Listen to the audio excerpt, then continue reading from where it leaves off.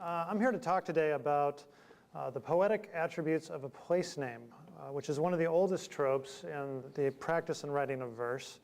And it's one that can trigger a forceful set of prior associations within the mind of a listener and bring him or her to previously untraveled countries. The poet flicks with great casualness and authority the shores of Tahiti, or the walls of the holy city of Jerusalem, or the interior of a cabin in Thief River Falls, Minnesota, into a realm of immediate sensory perception, and just with the effortless rendering of a simple proper noun. Place names, I think it's important to start off with by saying, have been some of the most first and literal poetry known to humankind. Certainly the naming of a place was one that could survive the passing of families and heroes and temporary victories in military conquest or hunting fables. The naming of a place was a way of people to possess it, a way of drawing it out of time out of mind, what the Australian Aboriginals called dream time, of concretizing the geography in this material world where it could be used and subdued, farmed and stomped upon, parts of it turned into sacred places, and the most important parts of it rearranged to create a village.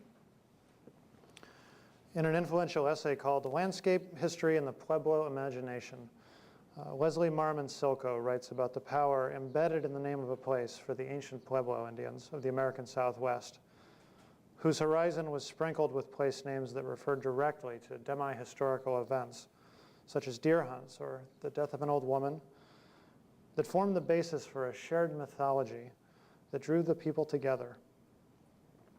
Landscape, Silko writes, has similarities with dreams. Both have the power to seize terrifying feelings and deep instincts and translate them into images, visual, aural, and tactile, into the concrete, where human beings may more readily confront and challenge and channel the terrifying instincts or the powerful emotions into rituals and narratives which reassure the individual while at the same time reaffirming the cherished values of the group. The identity of the individual as part of the group and the greater whole is strengthened, and the terror of facing the world alone is extinguished. In the ancient times, cohesiveness was all that stood between extinction and survival. And while the individual certainly was recognized, it was always as an individual simultaneously bonded to a family and a clan by a complex bundle of custom and ritual. You are never the first to suffer a grave loss or a profound humiliation. You are never the first, and you understand you will probably not be the last to commit or be victimized by a repugnant act. So the naming of places was not merely a navigational aid, but a method for uniting people together, a survival strategy, a compact story that is told and concretized that we might live together. In the biblical creation account, I think it's no accident that Eden had a name before any of the animals. Place names were of great concern to the authors of the Hebrew Bible, who could write easily. In the second chapter of Genesis tells us, not more than 3 verses distant from the creation of man himself, it tells us this: a river watering the garden flowed from Eden. From there it was separated into 4 headwaters. The name of the first is the Pishon. It winds through the entire land of Havilah, where there is gold. The gold of that land is good. Aromatic resin and onyx are also there. The name of the second river is the Gihon. It winds through the entire land of Cush. The name of the third river is the Tigris. It runs along the east side of Asher. And the fourth river is the Euphrates. God then, of course, bestows upon Adam the authority to plant names of his own devising upon nature, an intangible logos imprinted on created beings. Says the Bible of this: he brought them to the man to see what he would name them, and whatever the man called each living creature, that was its name. So the man gave names to all the livestock, the birds in the sky, and all the wild animals. I once talked to a Zuni elder from my home state of Arizona who told me that perhaps the place name and its story from the traditional Zuni mythos were meant to disappear when the elders who knew those place names themselves died. And that the point of this was that the whim of the gods is that sometimes this human apprehension of a place, this logos applied upon the dirt, is meant to pass away into forgetfulness and oblivion, that the place itself should die and be born again in a new holy understanding as a river's banks crumble into the water and find new expression as an alluvial fen which may not see the sun for another 10,000 years. The earth changes and the names upon it mutate in a kind of geologic time. It's the whim of the gods, you might say. And one might also ask here about the arrogance implied in naming the creation. What business is it of ours, we might ask, to assume the power of putting a fragment of language onto a spot that yields willingly but will patiently outlive its master? Can we really name the nature outside of us? We are promiscuous about naming ourselves. In fact, a name is one of the absolute requirements of being a human being in nearly every culture on earth. But it is our place names, along with our family names, that carry culture through the screen of death.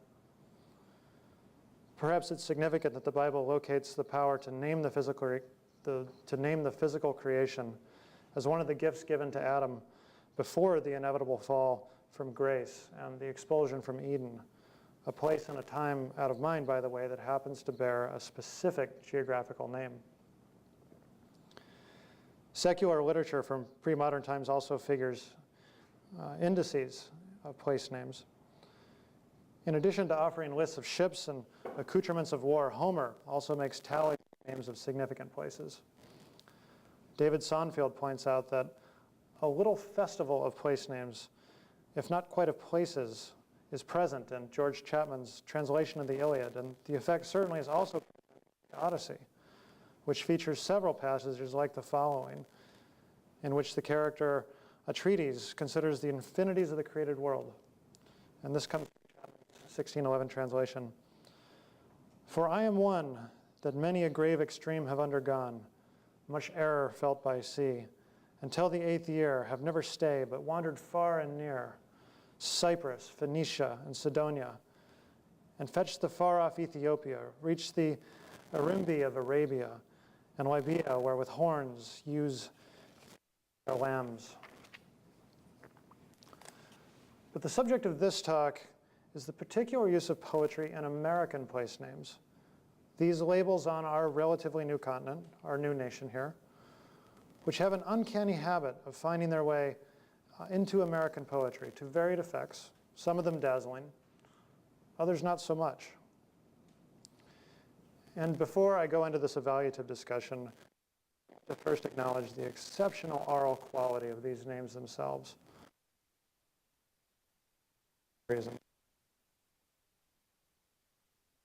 Canyon. Good morning meal there. Reduced to the passing activity of an hour. There's also a Tucson, Arizona, a word for Black Hill. Arizona named itself for a burbling spring not even located within the state. California, the name of a Spanish fantasy novel about a race of beautiful Amazon woman warriors. It's true. Madun, Illinois, for a construction engineer on the Terre Haute and Alton Railroad. And the railroad, by the way, did more to affect the place naming of this country than almost any other force, but that's another talk. And there have been a rich stew of words, like a kind of toy department of words. Stephen Vincent Benet expressed his pleasure with the map of American numbers. I have fallen in love with American names, the sharp names that never get fat, the snakeskin titles of mining claims, the plumed war bonnet of Medicine Hat, Tucson and Deadwood and Lost Mule Flat. Seine and Piave are still, but the spoon is thin and worn. There are English counties like hunting tunes, played on the key of a postboy's horn. Remember where I was born. I will remember Carquinez Straits, a little French Lick and Lundy's Lane, the Yankee ships and the Yankee dates, and the bullet towns of Calamity Jane. I will remember Skunktown. I will fall in love with a Salem tree and a rawhide Kurt from Santa Cruz. I will get me a bottle of Boston Sea and a blue gum Negro to sing me blues. I am tired of loving a foreign muse. Rue des Martyrs and Bleeding Heart Yard, Slynn's Pizza and Blind Man's Oast. It's like a magic, but I for a newer ghost. Harrisburg, Spartanburg, Painted Post. The poem is that good. Henry and John were never so, and Henry and John were always right. Granted, but when it was time to go and the tea and laurels had stood all night, did they ever watch for Nantucket's light? I shall not rest quiet in Montparnasse. I shall not lie easy at Winchelsea. You may bury my body in Sussex grass. You may bury my tongue at Champmedy. I shall not be there. I shall rise and pass. Bury my heart at Wounded Knee. Some absolutely wonderful wordplay there. But I'd like to argue that that poem functions merely on a surface level. It's a bit of a smug celebration of American invention and informality and ingenuity and an overt swipe at the dead, powdered hand of Europe. These names that Benet cites convey a tidy little exuberance at their improbability. It's the sense of an Americanness wrenched by bad grammar or violence or the wonderful spirit of frontier improvisation. But on another level, and on multiple levels actually, there is the poetry that celebrates names not as poetic ends in themselves, but rather as metomonies for the gloriousness and scope of the country itself. The underappreciated novelist and critic from UC Berkeley, George Rippey Stewart, wrote the definitive treatment of American place names in this brilliant 1936 study called Names Upon the Land. In writing this, he said this. He postulates this. The poetry of a name may spring from three sources. There is the romantic appeal of a song.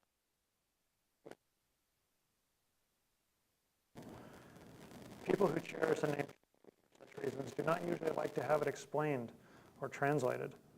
For them, the poetry is not enhanced, but vanishes when they learn that,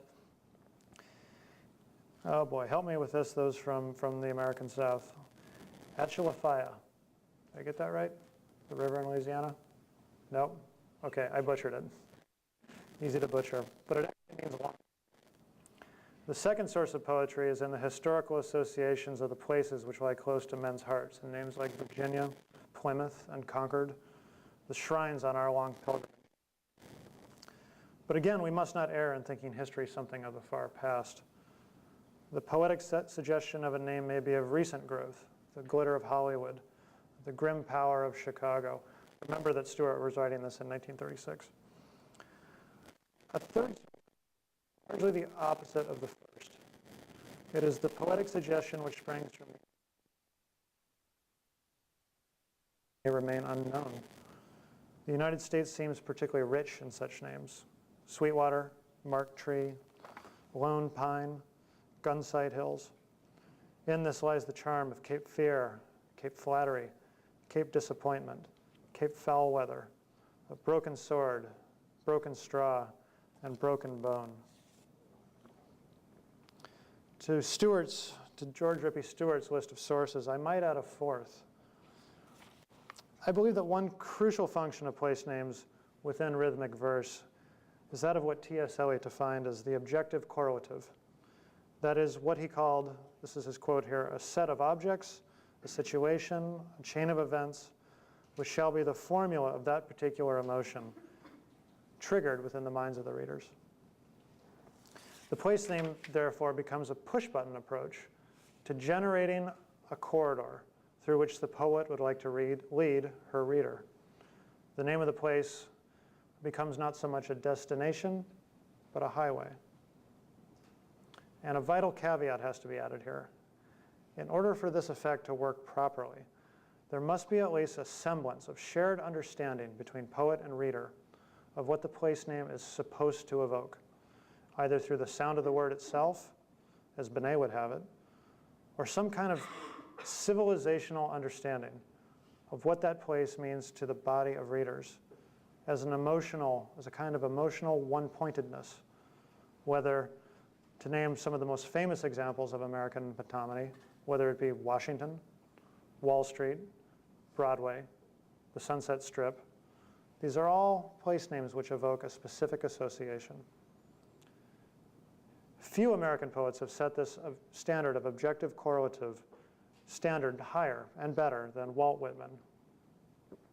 There is a clear Stephen Vincent Benet-like exuberance taken in the sound of the names themselves in Whitman's poetry, but the evocation is meant to speak to even larger exuberances. He says here famously in Leaves of Grass, "Daughter of the lands, did you wait for your poet? Did you wait for one with a flowing mouth and indicative hand? Towards the male of the states and towards the female of the states? Exulting words, words to democracy's lands. Interlinked, food-yielding lands. Land of coal and iron." Fill in your own exclamation points, by the way, on this. "Land of coal and iron, land of gold, land of cotton, sugar, rice, land of wheat, beef, pork, land of wool and hemp, land of the apple and the grape, land of the pastoral plains, the grass fields of the world, land of those sweet-aired, interminable plateaus, land of the herd, the garden, and the healthy house of adobe." And here we go. "Land where the Northwest Columbia winds and where the Southwest Colorado winds, land of the Eastern Chesapeake, land of the Delaware, land of Ontario, Erie, Huron, Michigan, land of the Old 13, Massachusetts land, the land of Vermont and Connecticut." Walt Whitman had his 20th century counterpart in fact, Carl Sandburg, raised in a laborer's cottage in the railroad town of Galesburg, Illinois. And in verse that he himself admitted was made of, here's his quote, "the terribly plastic material of human language," he draws a vast canvas of American variety with the use of state names. And here in this poem, he writes of the ghost of the Civil War in West Virginia, and in lines that draw their power from the sense of invisible borders carved into the landscape, carved by both rivers and old political enmities. The poem goes partially here. "Mascots of silver circles move around Harpers Ferry. No wonder John Brown came here to fight and be hanged. No wonder Thomas Jefferson came here to sit with his proud red head, writing notes on the great state of Virginia. Borders hem the town, borders of Virginia, West Virginia, Maryland. Be absent a minute or two and you guess what state you're in. Harpers Ferry is a meeting place of wind and waters, rocks and ranges."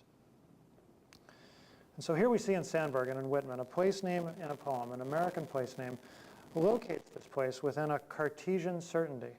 For a place name, especially one that we recognize in our literal, newspaper-driven, American logical sensibilities, means above all else something rational, an engraving on a map, a legal distinction, and in all probability a political entity with defined borders and elected officials and a tax rate.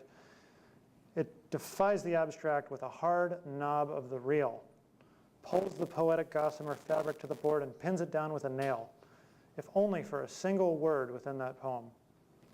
And often that single word, that place name, is the focal point of the verse. Consider this uniquely slithery sound of an American state in a poem by Etheridge Knight, one that evokes not only the musical blues with its repetitions, its calculated repetitions, but a huge set of historical associations. "I was born in Mississippi. I walked barefoot through the mud. Born black in Mississippi. Walked barefoot through the mud." And one of the best examples of this effect that I've ever encountered in nonfiction prose, not poetry, but prose, comes from Eudora Welty, also a Mississippi writer, in her memoir of growing up called One Writer's Beginnings. She writes here about her irrevocable understanding that comes to us at about the age of 7, that all the natural world is represented and possessed, and some would even say demeaned, by the capturing power of language, a fall out of an Edenic state and into a new understanding of the world. And she writes this: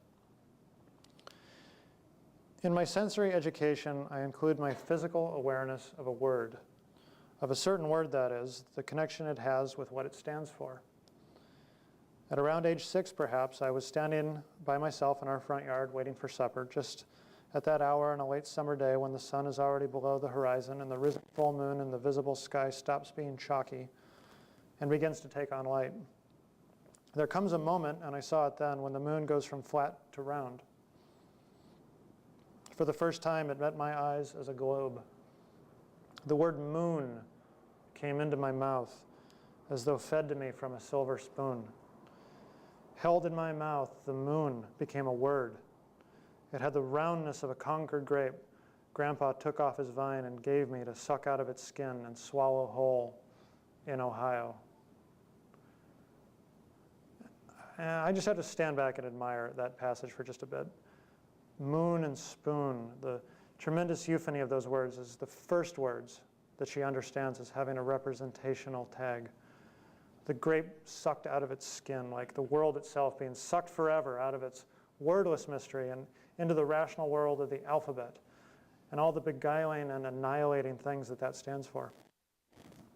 And that last word, Ohio, the roundness of that word, an entirely unnecessary bit of geographical information that she gives us there, and it's fed to us almost like a grape at the end of the passage. It's ornamental, but yet somehow just perfect. Ohio. I've seen this effect also in the work of Derek Walcott, the poet who titled one of his major works, The Architect. And here he reconstructs the memory of an industrial tableau from his childhood. And this poem is called also by the name of a place. And the name is Rousseau Valley.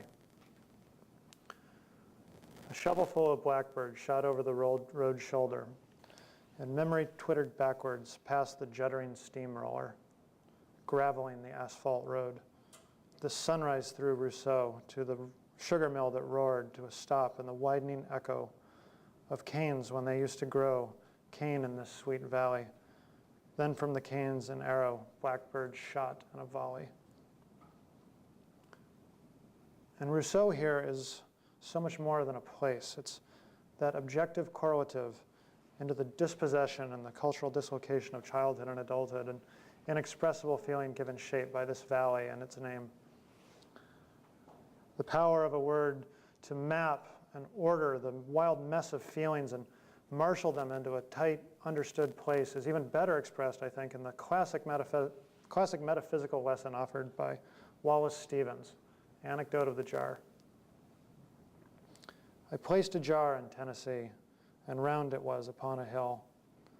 It made the slovenly wilderness surround that hill. The wilderness rose up to it and sprawled around, no longer wild. The jar was round upon the ground, and of a port in air. Sorry, let me say that one again. And tall, and of a port in air. It took dominion everywhere. The jar was gray and bare. It did not give of bird or bush like nothing else in Tennessee. Tennessee, why Tennessee? Why this particular state? Why this particular word? Is it because of the harmony of that word, Tennessee? Or the primitive character that it somehow evokes through the reader's mind, a state of hollyhocks and thick vines? If I can,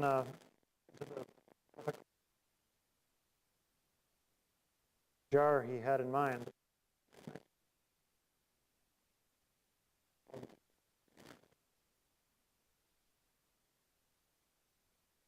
Those mountain stills. This borderless country, pinning. Another anecdotal glimpse into this borderless country, made plain by a place name reference, we can see in Richard Wright's poem, A Blessing. A poem which is told in marvelously direct language that somehow manages to express something so elusive and sublime. This is the poem. Just off the highway to Rochester, Minnesota, twilight bound softly forth on the grass, and the eyes of those two Indian ponies darken with kindness. They have come gladly out of the willows to welcome my friend and me. We step over the barbed wire into the pasture, where they have been grazing all day alone. They ripple tensely. They can hardly contain their happiness that we have come. They bow shyly as wet swains. They love each other. There is no loneliness like theirs. They begin munching the young tufts of spring in the darkness. I would like to hold the slenderer one in my arms, for she has walked over to me and nuzzled my left hand. She is black and white. Her mane falls wild on her forehead, and the light breeze moves me to caress her long ear that is delicate as the skin over a girl's wrist. Suddenly I realized that if I stepped out of my body, I would break into blossom. Why did he choose to begin the poem that way, with such a mundane reference, almost conversational? Just off the highway to Rochester, Minnesota. I think an argument can be made here that Wright chose to begin the poem with this, almost as though he were a newspaper reporter, operating in the most literal of spheres in that line and in that moment. That this poem is essentially nonfiction, and that Rochester, Minnesota functions as a kind of dateline for the story he is about to tell, this explosive story that is not really, but yet is some of the most important news a person might be able to tell himself or herself. I personally could not have been more delighted a few years ago to have found a highway marker in Minnesota, just outside Rochester, Minnesota, on a state highway marker from the Historic Society with this entire painted white. That is one of the best historic markers I've ever seen. An example of the poet locating a poem within a place and then the poem itself being located at that place. But, and here's where we take a turn, the road is not always so easy when it comes to American place names. And here the argument must take a turn. The use of place names in American poetry is also a venue subject to abuse of this tool, which must always be used in moderation. I believe it's entirely possible to over-caffeinate the reader with geography, turning the objective correlative into something cheap and too easy, with no thematic development or purpose to it. This is from the collection A Fiddle Pulled from the Throat of a Sparrow by Noah Eli Gordon. Nothing of ash in the shape of his tongue, or the tongue of a small elephant crossing the deserts of Libya and Liberia, of the Gold Coast and the Silver Coast, the tarnished coasts of Detroit, Toledo, Little Tennessee. Now, if there's a shared understanding of place that is supposed to trigger an association within the reader or some kind of correlative, I completely missed it in that poem. Philip Levine also manages to get me lost rather than found in this poem, A New Day. This passage, this old champion in a sweatsuit tells me this is Chicago. This, he does not say, is not the sea, but the chopped gray lake you get to after traveling all night from Dubuque, Cairo, or Wyandotte. He takes off at a slow trot, and the fat slides under his shirt. I recall the Friday night in a beer garden in Detroit. Okay, the fat under the shirt and the chopped gray lake, I like that. These are images I like. I connect with that. They have a much more powerful connection to the poem than any of the place names that he evokes. And the repetition, to my view, serves no purpose except purposeless misdirection.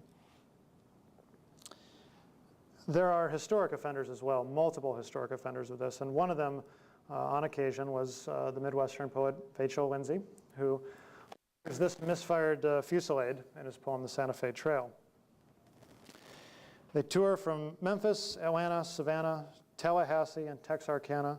They tour from St. Louis, Columbus, Manistee. They tour from Peoria, Davenport, Kankakee, cars from Concord, Niagara, Boston, cars from, I'm just getting bored reading this, so you get the idea.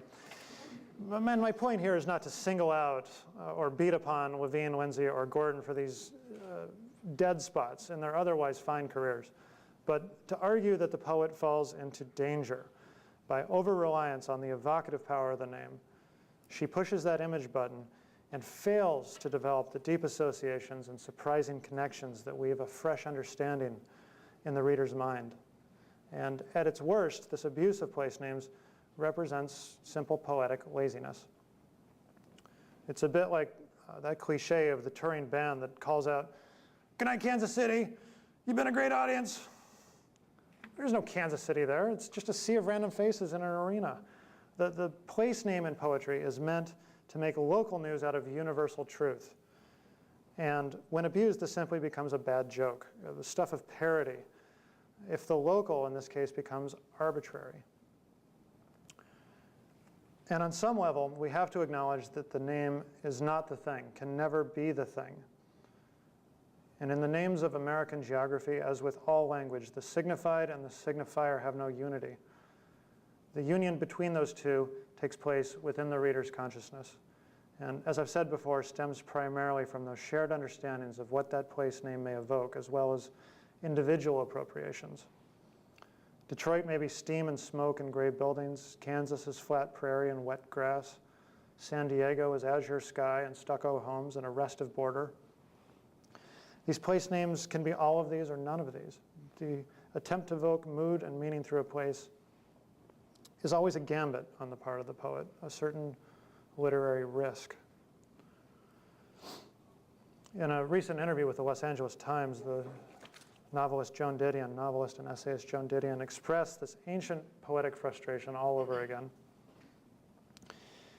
"It's just a tension you never resolve," Didion explained to the reporter. "I think I was writing the novel Democracy when it came to me that as well as I might describe the palm trees, it just wasn't going to get me anywhere." Writing about Los Angeles will never be Los Angeles itself. This horrifying gulf in between the words and a thing that a culture says they are supposed to label, pointed out over and over again by the post-structuralists, is a fundamental risk the poet takes every time she attempts to pin readers' thoughts to the abstract through the calculated use of a place name. So I'd like to leave us here and end us here with the suggestion that American poetry could take a cue from a repurposed tradition from Ireland, an ancient Celtic form called, and I'm going to probably stumble over this pronunciation, not being fluent in Celtic, but Deniscenches. Is anyone familiar with this trope, Deniscenches? What it is it attempts to tell the concentrated history of a specific place through the unpacking of the place name. In many of these, it remains unclear whether the story came before the name or whether the story was grafted on later as a creative explanation for why the place was named as it was. And this matters little for the ultimate purpose of the poem, which, as Leslie Marmon Sulco said of the Pueblo, was to create a small creation story or geography that would give cohesion and a collective origin, if only in the verse itself. Ancient form, rather, has been repurposed by Seamus Haines' narrative effect. And here is his poem explaining the name of a village in County Derry called Anahorish, and the poem is of the same name. "My place of clear water, the first hill in the world," and you'll have to bear with me because that's the last page in this talk, and here it is.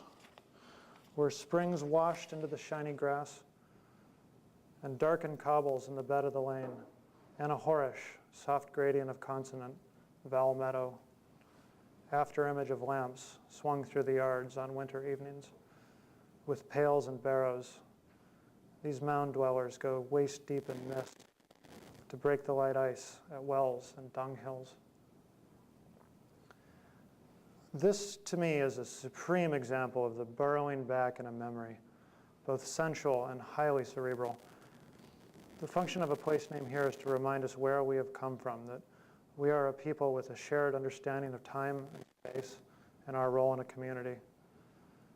And it is the job of a poet to use these names with care and respect, to use them with an understanding of their effects both as concrete and hard narrative lines for abstract feelings, as well as word toys of their own regard, and not to treat them as levers on a poetic candy machine dispensing colored gumballs without any adequate foundation, without good narrative reason for such, without putting, if you will, that necessary penny into the slot. In America, we have an amazing wealth of physical nomenclature everywhere at our disposal, words spoken every day, millions of times for purely practical reasons. How many times right now, for example, right at this very minute, are the Anglo-Hispanophone compromise words Los Angeles, or the equally pleasing and improbable LA being spoken right now by millions of people at this very minute? The poet may elevate these words into a fresh realm, polish them off and make them new within the right setting and with the proper understanding of the role of place as a potent mediator between poet and listener, a meeting point of aesthetic interests. Thanks very much. Good night, Orange. You've been a great audience.